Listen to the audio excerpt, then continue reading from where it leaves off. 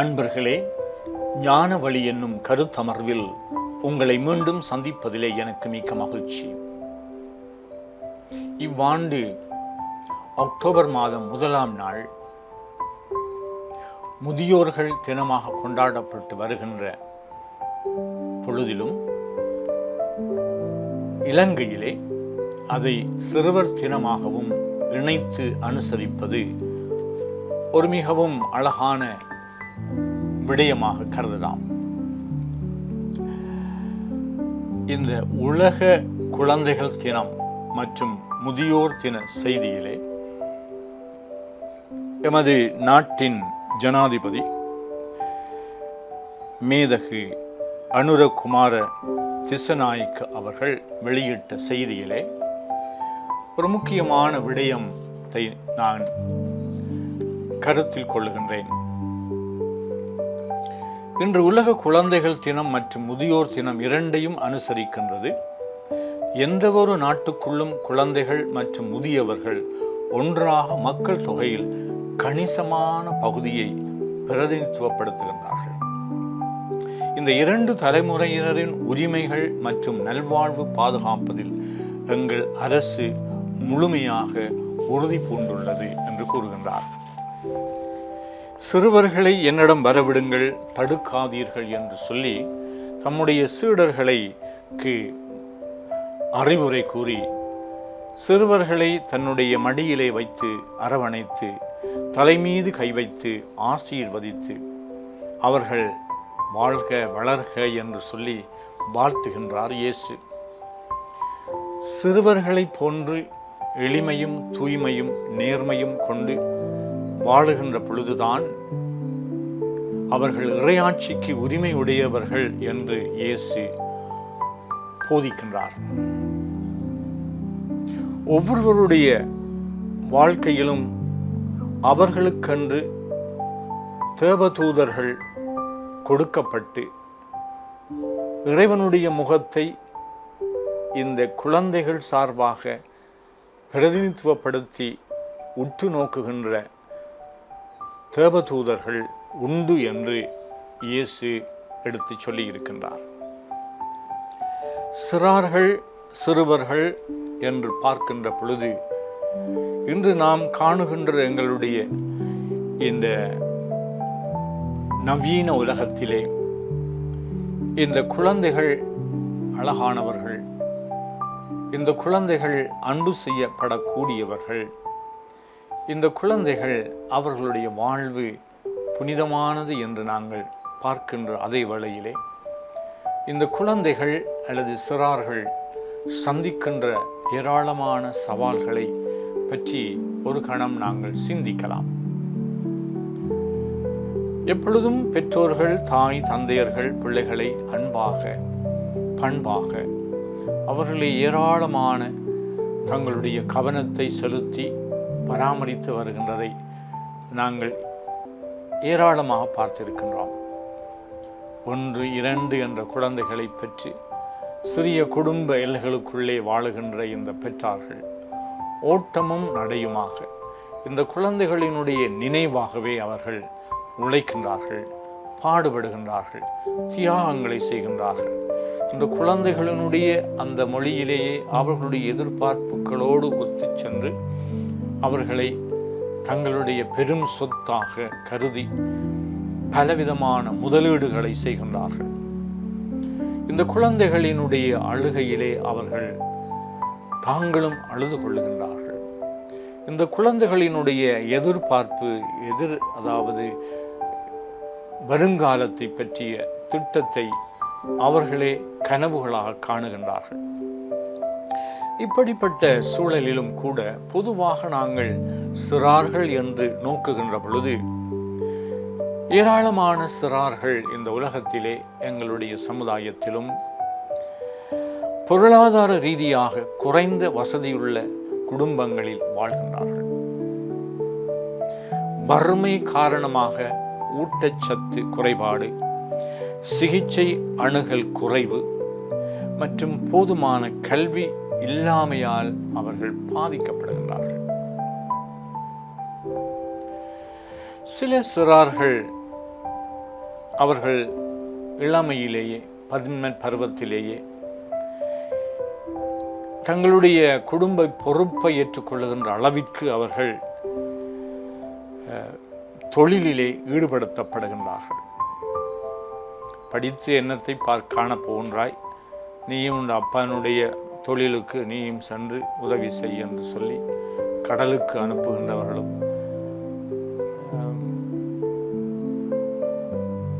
பண்படுத்தி பயிரிடு என்று சொல்லி அனுப்புகின்ற பெற்றோர்களும் உண்டு. இந்த குழந்தைகள் பல வழிகளிலே அவர்கள் துர்பிரயோகம் செய்யப்படுகின்றார்கள், தவறாக வழிநடத்தப்படுகின்றார்கள். பணத்தை பெருக்க வேண்டும் என்பதற்காக பெரும் தொழில் அதிபர்கள், அரசியல்வாதிகளுடைய அனுசரையோடு அவர்கள் இக்காலத்திலே பல்வேறு விதமாக துன்புறுத்தப்படுகின்றார்கள். அவர்கள் தங்களுடைய வாழ்வில் நன்மை என்று நினைத்து, தங்களுக்கு சந்தோஷம் சுகம் தருகின்றது என்று நினைத்து, குறிப்பாக இந்த போத வஸ்துக்கு அடிமையாகின்றார்கள். பெரும் பான்மையான பாடசாலைகளிலே, கல்லூரிகளிலே இன்னும் வசதியானவர்கள் தங்களுடைய பிள்ளைகளை அனுப்புகின்ற பொழுது பயப்படுகின்றார்கள். இந்த குழந்தைகளை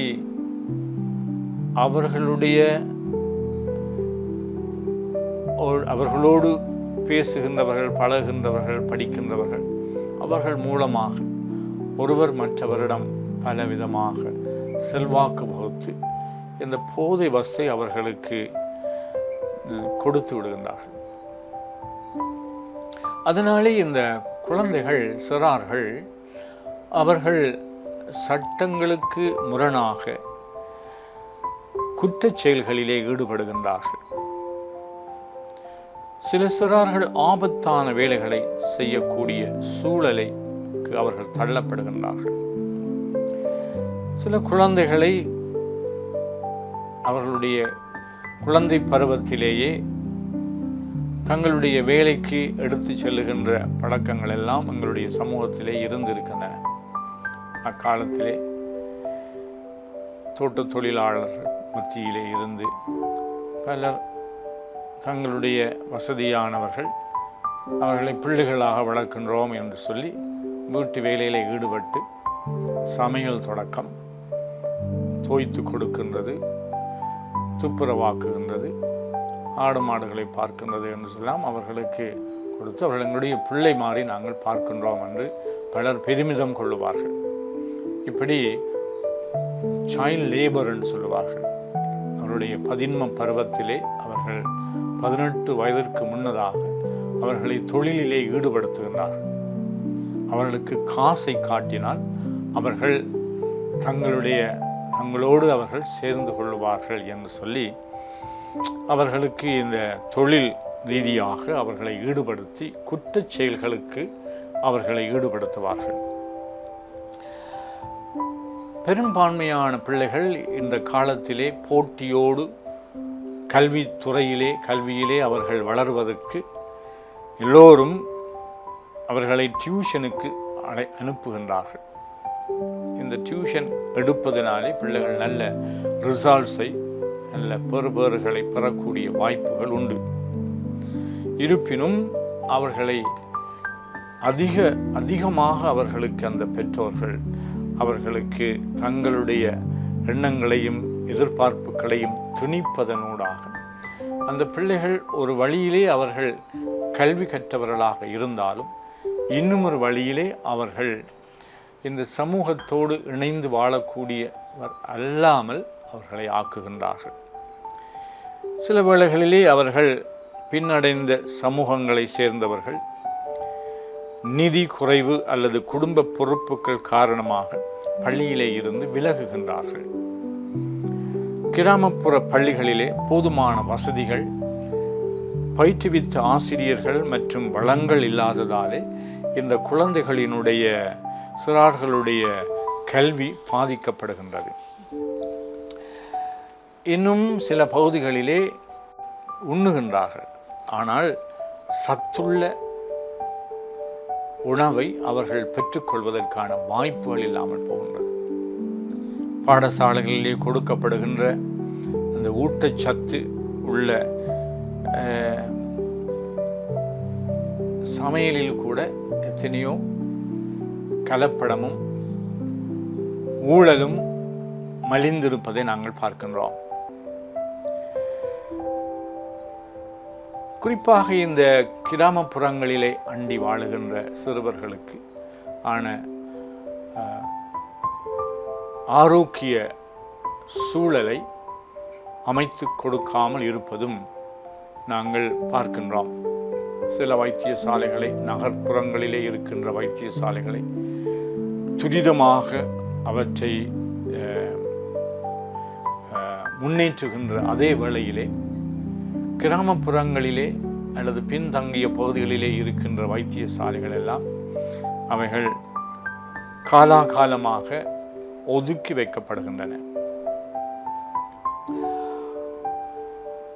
மேலும் இந்த குழந்தைகளுக்கு மன அழுத்தத்தை இந்த நவீன உலகத்திலே பல்வேறு விதமான தொழில்நுட்ப கருவிகள், டெலிஃபோன்கள், இன்னும் பலவிதமான இந்த சமூக வலைத்தளங்கள் அவர்களுடைய கரங்களிலே அவர்களுக்கு பெறக்கூடியதாக இருப்பதனாலே அவற்றிலே கிடைக்கக்கூடிய தவறான வழிமுறைகளை அவர்கள் பயன்படுத்துகின்றார்கள். காசுக்காக, உழைக்க வேண்டும் என்பதற்காக, தொழில் அல்லது வருவாயை மட்டும் நோக்காக கொண்டு அவர்களுக்கு பல அவருடைய வயதுக்கு அப்பாற்பட்ட அல்லது சாதாரணமான ஆரோக்கிய வாழ்வுக்கு அப்பாற்பட்ட பால் ரீதியான அல்லது கவர்ச்சிகரமான விடயங்களை அவர்களுடைய மனங்களிலே, மூளையிலே அவர்கள் பதிக்கின்றார்கள். அதன் பின்பு அவர்களுடைய சிந்தனையிலே மாற்றங்கள் எழுகின்றன. அவர்கள் ஒருநிலைப்படுத்தி தங்களை அவர்களுடைய கல்வி கற்பதற்கும் ஏதாவது ஒரு வேலையை செய்வதற்கும் அவர்கள் ஒருநிலைப்படுத்த முடியாதவர்களாக, குழம்பிய மனநிலை உள்ளவர்களாக மாறுகின்றார்கள். அதனாலே அவர்களுடைய மனநலம், மன அழுத்தம் என்ற விடயங்கள் அவர்களை பாதிக்கின்றன.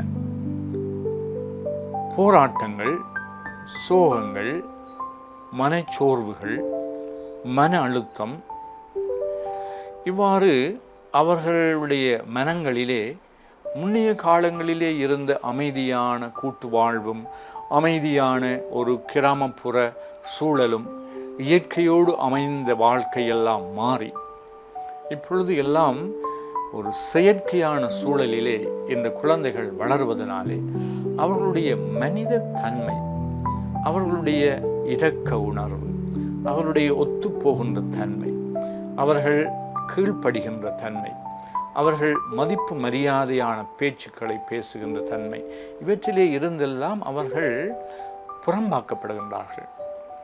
அவர்களை இந்த நவீன சமூகம் வலுவாக பாதிக்கின்றது. எங்களுடைய தமிழ் கூறும் பகுதிகளான வடக்கு கிழக்கு மாகாணங்களிலே பல ஆண்டுகளாக ஏற்பட்ட இந்த வன்முறையும் யுத்தமும் இடப்பெயர்வுகளும், அதனாலே இந்த தற்காலத்து சிறுவர்களை நாங்கள் பார்க்கின்ற பொழுது அவர்கள் எல்லாரும் இந்த போரினாலும் வன்முறையினாலும் பாதிக்கப்பட்டவர்களாக, வன் செயல்களிலே ஈடுபடுகின்றவர்களாக, அவர்கள் ஒரு பள்ளியிலே இருந்து இன்னும் ஒரு பள்ளி, ஒரு இடத்திலிருந்து இன்னும் ஒரு இடமாக சென்றதினாலே அவர்கள் மத்தியிலே இருக்க வேண்டிய கட்டுப்பாடு, ஒழுக்கம், அவர்கள் தன்னடக்கம், இப்படிப்பட்ட விடயங்களிலே அவர்கள் மிகவும் பூச்சியமாக இருக்கின்றார்கள். அதனால் இந்த பாலின சமநிலை, பெண்கள் தகுதி இல்லாத திருமணங்கள், குடும்ப பொறுப்புகள் மற்றும் கல்வி தடைகள் போன்று சிக்கல்களுக்கு உள்ளாகின்றார்கள். ஏனென்றால் ஒரு குடும்பத்தை பராமரிப்பதும் பிள்ளைகளை உருவாக்குவதும் தந்தை தாயினுடைய பொறுப்பாக இருப்பினும் அவர்கள் இளமையிலே காதலிக்கின்றார்கள். தங்களுடைய காதலர்களை, இணை துணைவர்களை தெரிவு செய்கின்றார்கள். அவர்கள் ஒரு ஆளுமையிலே முதிர்ச்சி பெற்று அனுபவம் பெற்று ஒரு தொழிலை அவர்கள் கண்டு அந்த உழைப்பை அவர்கள் பெருக்குவதற்கு முன்னதாக பெரும்பான்மையான இந்த சிறார்கள் அவர்களுடைய 11 பருவத்திலேயே அவர்கள் தங்களுடைய திருமண வாழ்வை ஆரம்பிக்க விடுகின்றார்கள். இப்படி பல சிக்கல்கள் மத்தியிலே பெற்றோர்கள், பெரியார்கள், வழிகாட்டிகள், ஆசிரியர்கள் போன்ற இந்த சிறார்களை வழிநடத்துகின்றவர்கள் அவர்கள் இயேசுவினுடைய போதனையின்படி அல்லது ஒரு மதங்கள் சமயங்கள் போதிக்கின்றதை பற்றி அவர்கள் சிந்தித்து எப்படி தங்களுடைய பொறுப்புகளை அவர்கள் சரியான முறையிலே அவர்களை அன்பு செய்ய வேண்டும். அன்பு செய்கின்றோம் என்பதற்காக அவர்களுக்கு அளவில்லாத சுதந்திரத்தை கொடுத்து அவர்களுக்கு வழிகாட்டி ஆலோசனை கொடுக்கக்கூடிய அன்போடு கூடத்தான் அவர்களுக்கான அன்போடு சேர்த்துத்தான் அவர்கள் வழி நடத்த வேண்டும். வன்முறையை கண்டித்து அவர்களை விரட்டி அடித்து இக்காலத்திலே அவர்களை வழிநடத்த முடியாது. மற்றது அவர்களை ஆலயங்களுக்கும் சமய வழிபாடுகளுக்கும் அழைத்து செல்ல வேண்டும். குடும்பமாக இணைந்து அவர்களோடு நாங்கள் செபிக்கின்ற பொழுது அவர்களுக்கும் இந்த செபத்தினுடைய தன்மையையும் வலிமையையும் முக்கியத்துவத்தையும் இளமை பருவத்திலே இருந்தே குழந்தை பருவத்திலே இருந்து அவர்களுக்கு சொல்லிக் கொடுக்க வேண்டும். இன்னும் இந்த கல்வியை கடந்த நிலையிலே மறைக்கல்வி என்று சொல்வார்கள். ஒவ்வொரு மறையும் ஒவ்வொரு சமயமும் சிறார்களுக்கு அவர்களுடைய பருவத்திற்கு ஏற்ப சமய பாடங்களை கற்றுக் கொடுக்கின்றது. பங்கு தளங்களிலே இருக்கின்ற பங்கு குருக்களுக்கும் துறவர சபையிலே இருக்கின்ற துறவியர்களுக்கும் நல்ல மதிப்பீடுகளை கற்றுக் கொடுக்கக்கூடிய ஆசிரியர்களுக்குமான கடமையும் பொறுப்புமாக இருக்கின்றது. அது மட்டுமல்ல, அவர்கள் தங்களுடைய வாழ்வில் நீதி எது, உண்மை எது, சரி எது, பிழை எது என்று சொல்லிக் கொடுக்க வேண்டும். அவருடைய மனச்சாட்சியின் விளக்கை ஏற்க வேண்டும்.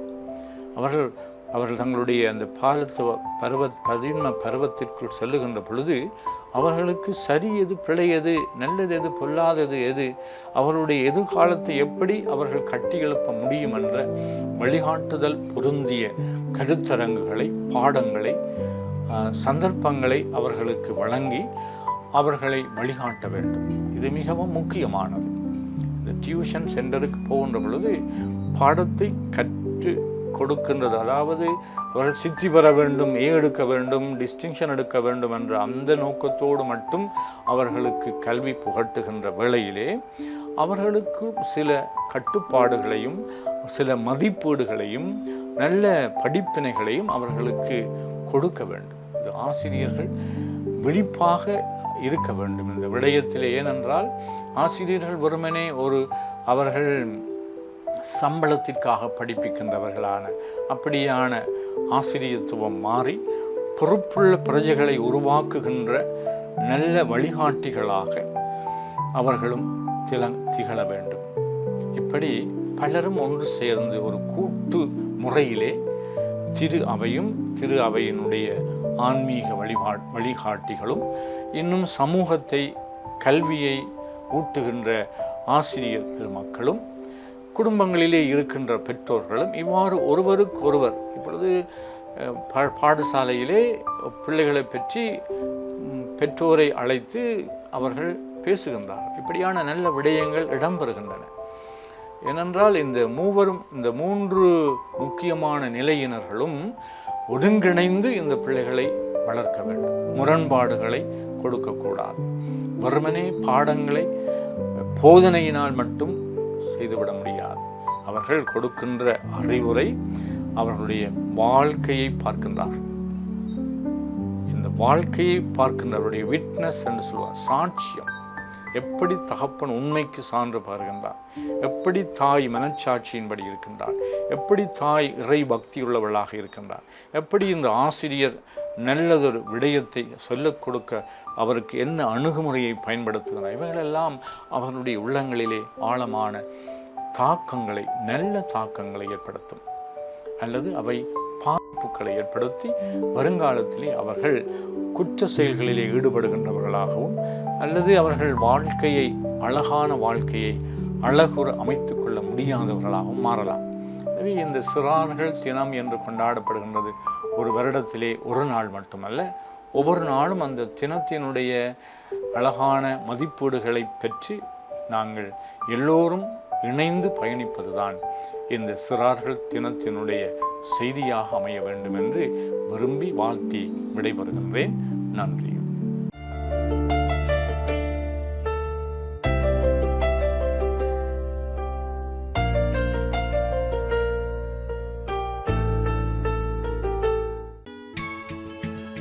ஹோலி மேடையில் புத்தம்புது நிகழ்ச்சிகளை உடனுக்குடன் பார்த்து மகிழ எமது ஃபேஸ்புக் மற்றும் யூடியூப் பக்கத்தை லைக் செய்யுங்கள்.